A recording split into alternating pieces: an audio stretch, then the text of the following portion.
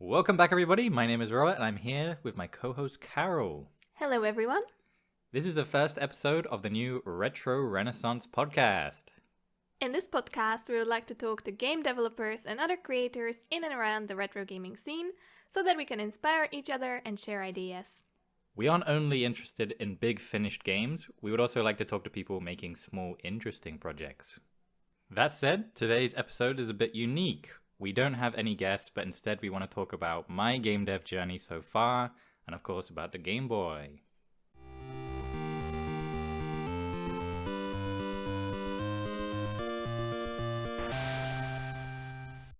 So, most people probably know you as the GB Studio tutorial guy, so we should start there. What do you enjoy about making YouTube videos? The thing I enjoy most is feeling like there's a community. I really like it when I get comments and I can, basically chat to people in the comments, or maybe on Twitter, people send me messages, or on Discord, and we have a conversation about my videos. I think that's what I like the most, is being and almost like curating a community. I think that is the best part. So, looking back, what actually made you start the YouTube channel? I think during the pandemic, obviously, everybody was stuck at home and they wanted to find something new to do. So we all picked up different hobbies, and one of my hobbies, I think, was making videos. I also happened to find GB Studio in the pandemic as well. What made you start GB Studio tutorial videos? The first tutorial I ever made was for a money system in GB Studio that basically lets you display numbers beyond the 255 limit that the variables had in GB Studio 1.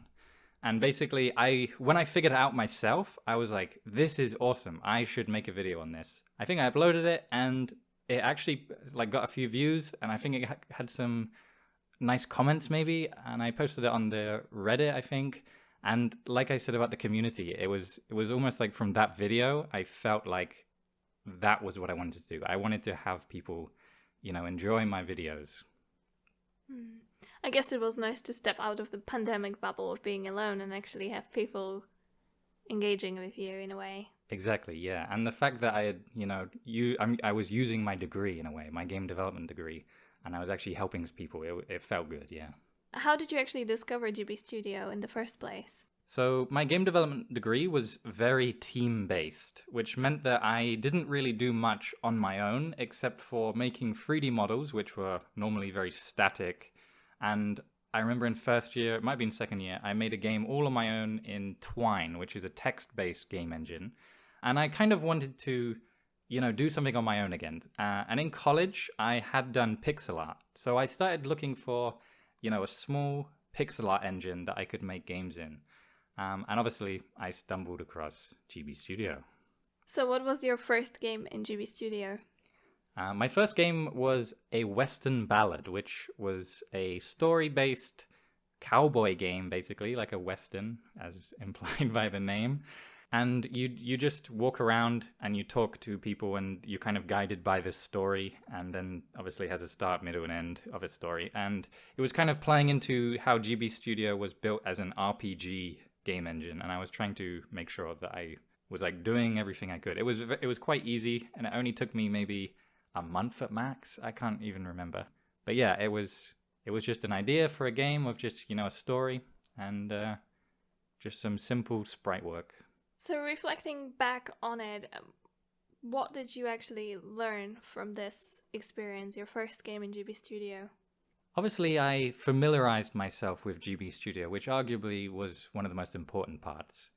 I felt like I was more comfortable in it, and I wanted to make more. I kind of learned that I'm not very good at writing stories, but I did learn that I really enjoy making pixel art. And so yeah, you might know that from my more recent stuff. I kind of don't do stories much, and I kind of focus on artwork. That sort of brings us to your current project, so could you share with us what are you currently working on? Obviously, I have a few projects on the go, and obviously my YouTube channel is the main thing. And my passion project, you may have known if you watch my videos, I'm making Take It Racing 2, which is a follow-up to Take It Racing 1, which I made in a week for a game jam. And ever since I made that game, I was imagining how I could improve it. And I've slowly been, reworking it in order to basically both enjoy myself making it and also, make something that I can be proud of. I've also been working freelance for some people. I'm still under NDA, meaning I can't talk about, what exactly I've done, unfortunately, but I would love to share that with you guys once it is open to the public. And as well, on the side, I'm kind of designing a board game. I'm making like a trading card kind of game just for fun, and I'm seeing where that's going. I'm really enjoying that one. You've mentioned that you're working freelance for a few clients. So I guess most of the people are sometimes wondering if it's possible to actually make a living making retro games and working in the retro gaming scene. What do you think about that? I think if you come here to get rich, then you're not going to succeed. But if you come into the scene knowing that, you enjoy retro games, or maybe you've never played a retro game, you just know that games aren't the quality of a game isn't dependent on when it was released. Like new games aren't great games, they're just games. And just like old games, maybe there are examples of bad games in the past, just like there are examples of bad games right now. And arguably, older systems have a special charm to them. I prefer making pixel games now because of the simplicity of making them. And I have almost the limitations, give me more freedom. I've kind of familiarized myself with what is possible in the Game Boy and GB Studio specifically, and I'm kind of working to that, and I feel like I'm enjoying that. So coming back to the idea of making a living, my clients have been both people who are trying to make retro games or like remake retro games from the past and put them onto the Game Boy, and also people who want to release a new game for an old system. And basically, obviously there are different ways of getting paid, for example, hourly or whatever, by sending invoice or through royalties, right? And if I wanted to, I could technically work for people constantly, but I'm lucky enough that I don't have to work constantly. I can, take some contract work and then wait a while, and then if I need the money, I can, take up the work again. I'm not reliant on the source of income, which I don't know how dependable the income source even would be if I tried to make it my full-time job. But on the other hand, selling my own games could be a route that you could go, because there are examples of people who have sold their games successfully on Kickstarter and who have basically become, synonymous, for example, in the Game Boy homebrew scene.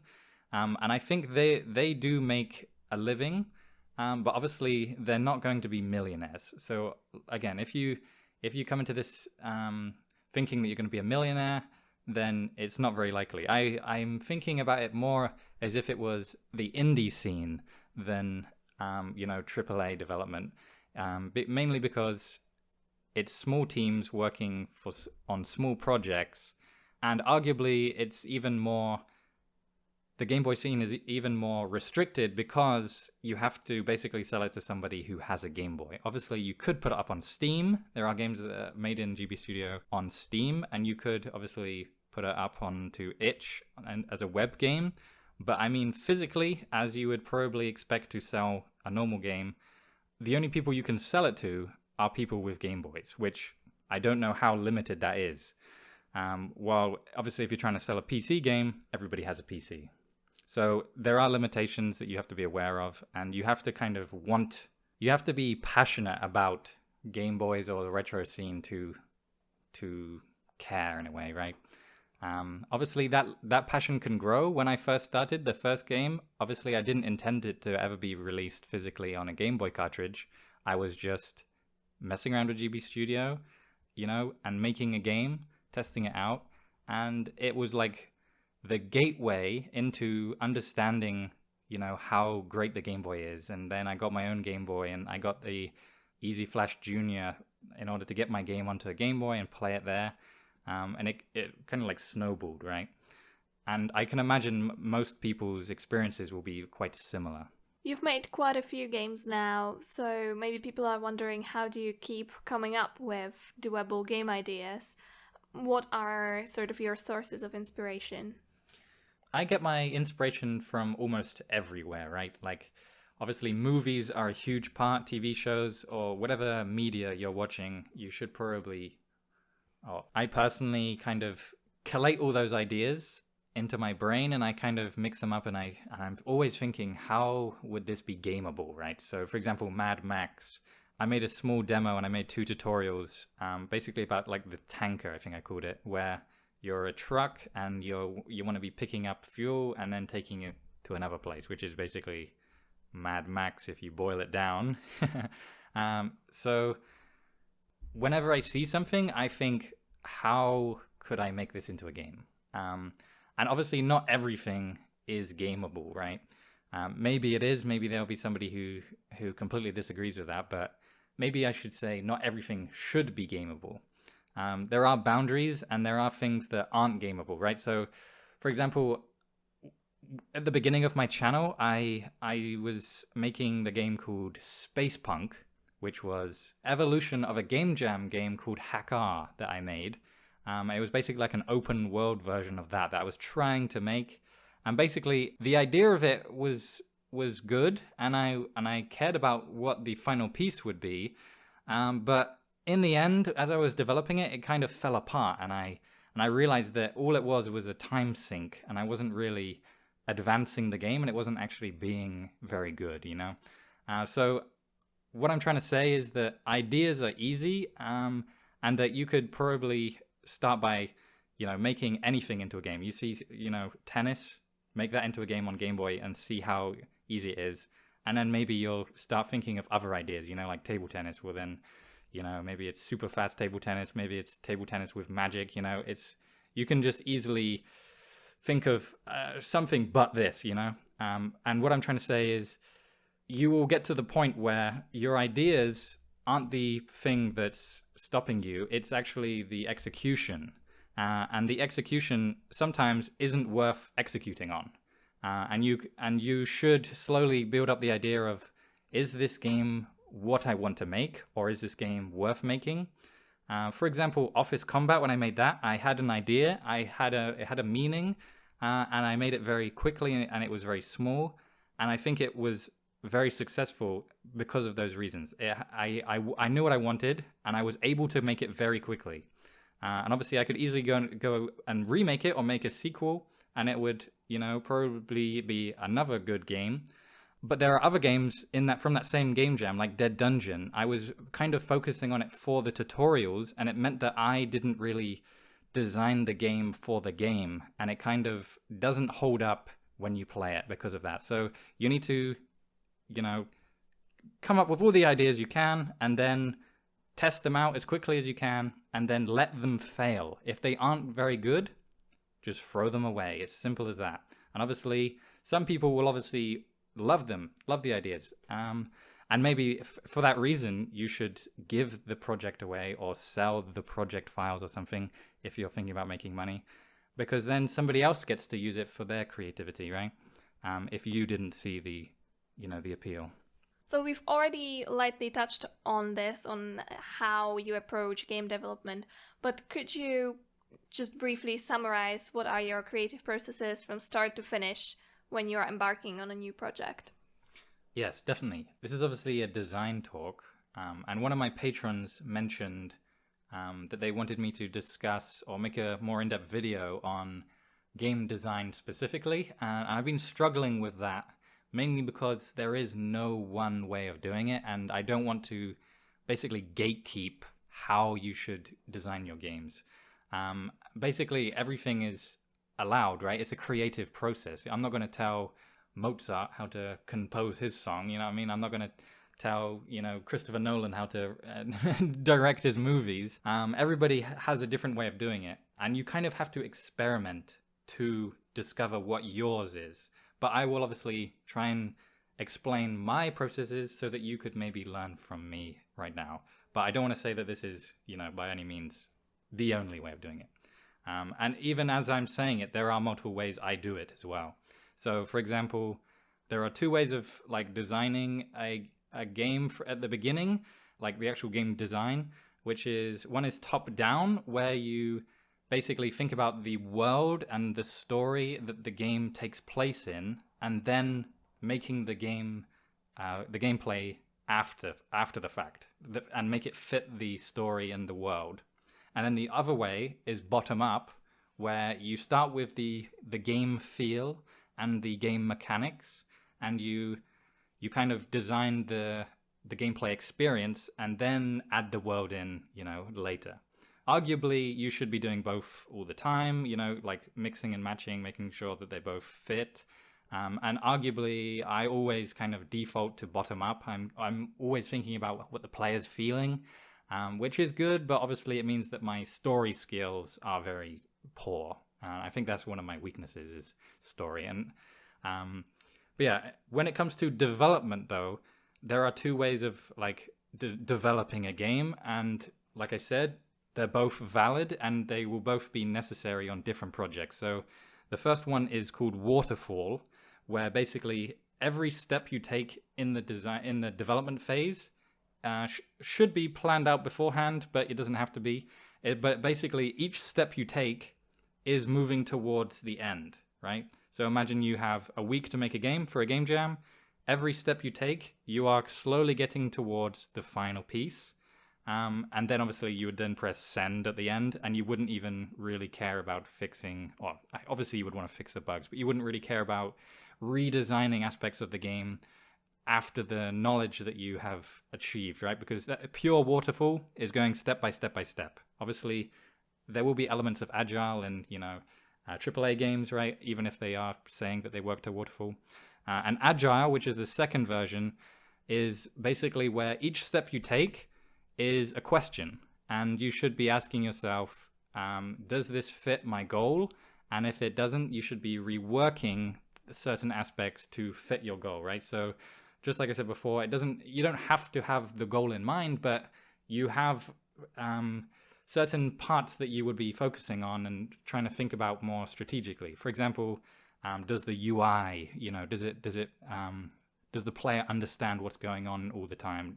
How good is the tutorial? And like, if you realize there needs to be a new mechanic, you then need to like refactor that into the tutorial, right? So agile is like every step you take, you're looking back and you're thinking, do I need to retake part of that step?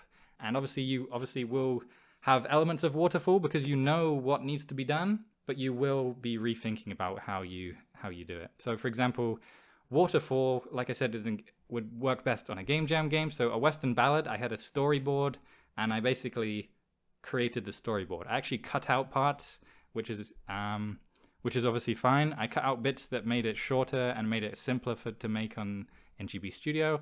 But then Agile, for example, would be Take It Racing 2, which is my game I'm working on now, where I have basically ripped up the entire game and I'm moving it over to GB Studio 3, and in the process I'm rethinking about every single aspect of that game, and I'm taking in everybody's feedback and I'm redesigning aspects to make it better for the player and easier for me to make as well.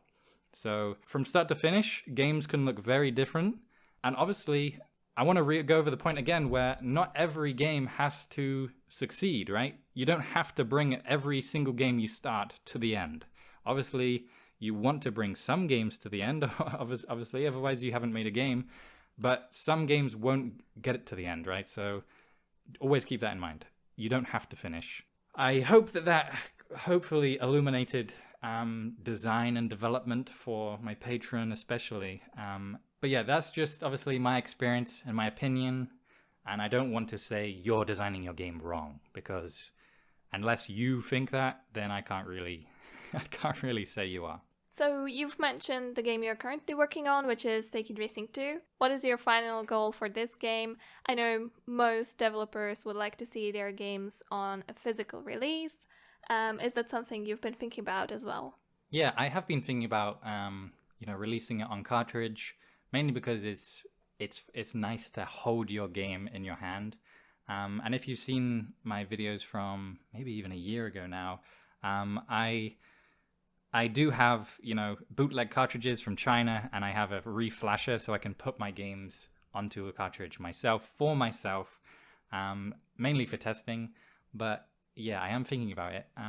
My final goal for Ticket Racing 2, though, is just to have a really strong game. Like, obviously, there are things that I wasn't able to do in this game that I would love to like make into a Ticket Racing 3. Obviously, that's kind of bad. I haven't even finished this game. I'm already thinking about a third one.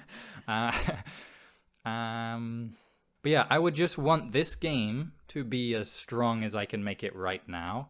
If I could release it on physical cartridges and like recoup some of the money that I basically put into it, or the time that I've spent on it, then that would make me happy. But it's not necessary. I would just like to make a great game, even if it's just on itch. That would be fantastic. But I am thinking about it being physical release, and I know that most people would want it to be physical release as well. So I almost have to do it for them, which is nice. It's kind of like I said about the community. It's like they're pushing you along with yourself, right? It's really nice.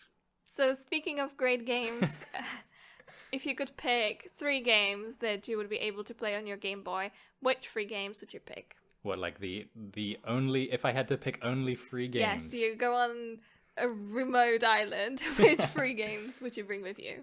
Okay, top 3 games. Number 1, Tetris. Tetris is the best game of all time. And I have my high score here. If anyone can beat my high score in the marathon, I think I've got Tetris DX, right?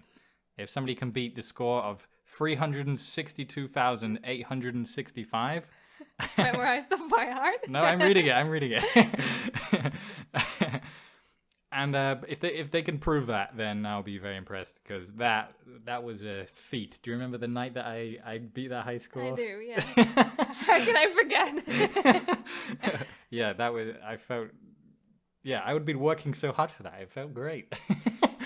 Yeah, and then, okay, the next 2 are actually homebrew games. And this, are we imagining that the games are like in their final release, final done? Yes, final form. Okay. Perfect form. Okay, perfect form. So, obviously, Unearthed. I love Unearthed. That was such a great game. I think it was by Ben Gelter and Grumpy Function, I believe. And I think they're working on a full release right now. And I think they might even be Kickstarted. And I'm definitely going to support that. I don't think I've ever supported anything on Kickstarter. I'm definitely going to support this. Number 1 fan. Yeah, number 1 fan. Yeah, I absolutely love the game. The game was amazing. And I wish I hope the next time I play it, I don't remember all the outcomes, you know what I mean? But yeah, that game is so good. Like, it makes you replay it in order to get like the gems. And obviously there's also a bonus for doing it in like the exact amount, like the minimum amount of moves. It's like a movement based game.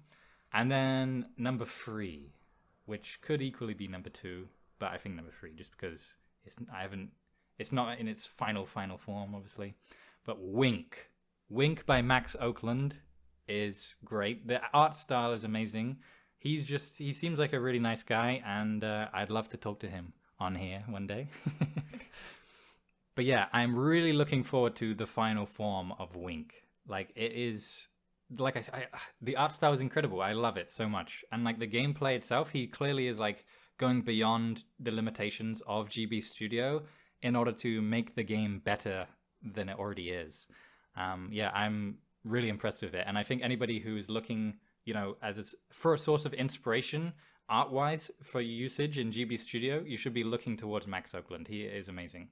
That's not to say Ben Gelter and Grumpy Function are great artists. That is great art too, but in a different way. That's almost like utility, right? Where it's less about the art for art's sake, while Wink is really artistic. You've brought your grape Game Boy Color out to check your top score on Tetris. Could you tell us how many Game Boys you currently have? Where do you get them, and which one is your favorite one? Yeah, I think I have 2 Game Boy Colors, 2 Game Boy DMGs, the original Game Boys, and 1 Game Boy Advance SP. I think my favorite is the SP, mainly because it's lit. The screen is lit, which means I can actually play it in the dark.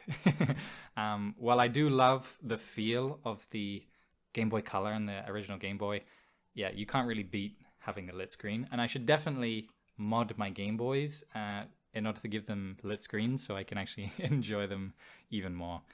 Because currently, and the fact that the Game Boy Advance SP is chargeable is so much better. Buying batteries, such a waste. But yeah, beyond the actual Game Boys themselves, I haven't really collected many more Game Boy games since then. I think I got one racing game, I can't remember, but yeah, I've obviously been playing them all on itch more than anything. One thing I have got since that YouTube video that I showed my collection in, I've actually got a Game Boy camera and a Game Boy printer. And oh yeah, you asked where I got them, and I got them from eBay. I just buy basically all of it on eBay. I often overpay. I think I get emotional when I'm bidding.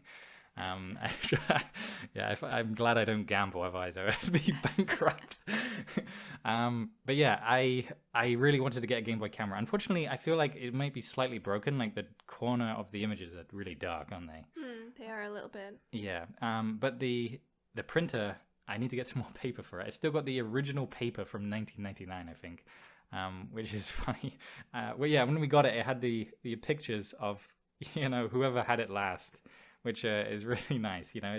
It's really personal. You don't get that kind of stuff anymore in modern games.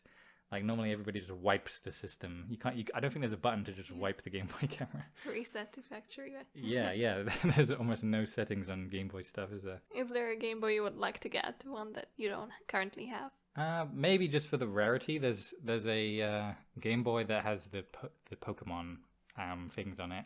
It's like the really rare one that only was in Japan, sorry. I obviously would love that. It's really rare, but that's only because it's rare. I wouldn't actually care about playing it, really. Maybe like I said, just a backlit Game Boy Color is like the ideal Game Boy, if it had charging. But what's your favorite Game Boy, Karol? I think from those that you've got, I like the red Game Boy Color, because it comes with a nice little carry-on bag that you can put your Game Boy in.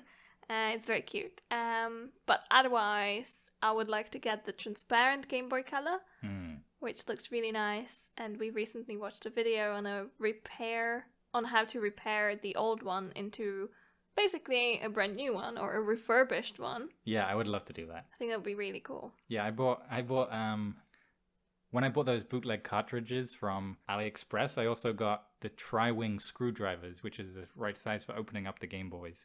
And I did open up my Game Boy and I cleaned the just the inside, and also I think it was the red one that you said about the terminals on it were completely disgusting, and I scraped them off, and I think I fixed that, which is good. But yeah, I would love to fix up a Game Boy with you, Karol. Make a great video. And on that note, I'll wrap things up, and I'll also put my patrons up on screen right now. Thank you very much to you guys. You guys are the best. Remember to like the video if you like the video, subscribe if you haven't already. And let us know what you think about the podcast and which creators we should talk to in the next episode. And perhaps also let us know what games are your favorite ones and which game you would like us to play. Yes, because we want to play some games, don't we? We would like to have some fun. So thank you so much for listening. We'll see you in the next one.